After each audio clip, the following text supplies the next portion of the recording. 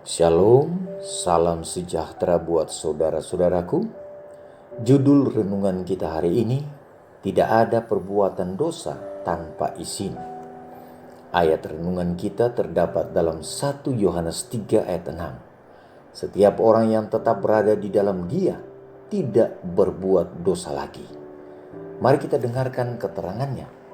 Semua yang bukan pengikut-pengikut Kristus yang sejati adalah hamba-hamba iblis. Dalam hati yang tidak dibarui terdapat kasih terhadap dosa dan kecenderungan untuk membela dosa itu dan memaafkannya.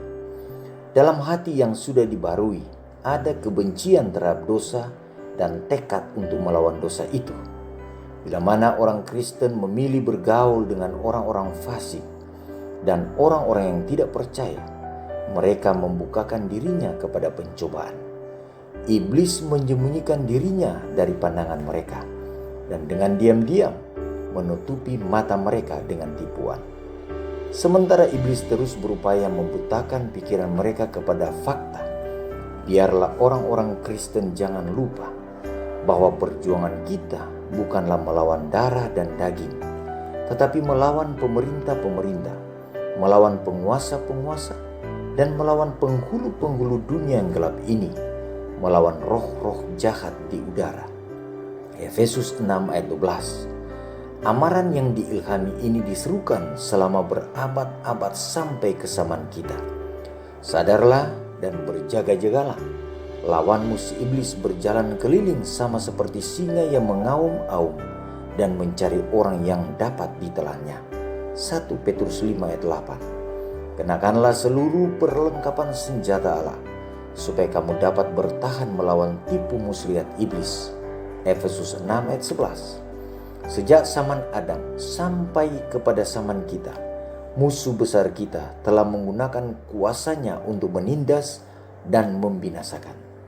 Sekarang ia sedang bersiap-siap untuk kampanye yang terakhir melawan jemaat. Semua yang mau mengikut Yesus akan menghadapi pertentangan dengan musuh kejam ini.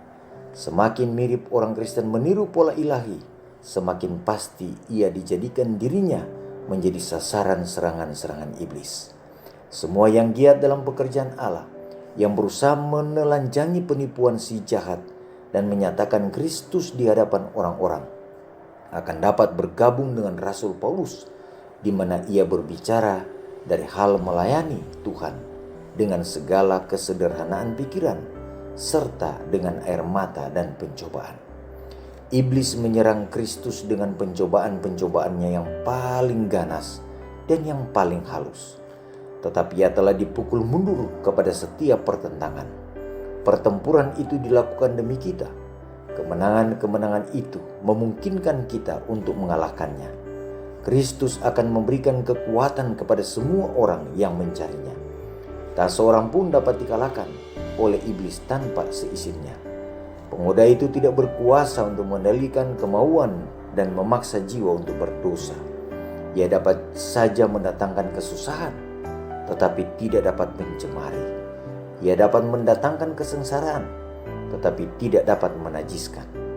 Fakta bahwa Kristus telah mengalahkan iblis harus mengilhami setiap pengikutnya untuk bertempur dengan gagah berani dalam peperangan melawan dosa dan iblis.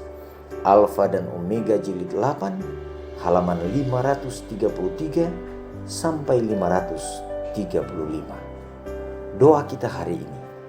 Terima kasih Tuhan karena Tuhan memberikan nasihat lagi hari ini, bahwa Tuhan akan senantiasa bersama dengan kami. Apapun yang disuruhkan oleh setan, dosa apapun yang ditawarkan oleh setan, tanpa izin Tuhan tidak mungkin terjadi. Untuk itu kami diminta untuk memohon terus agar kami dimampukan oleh Tuhan, dipagari oleh malaikat-malaikat, sehingga kami selalu terhindar dari perbuatan dosa.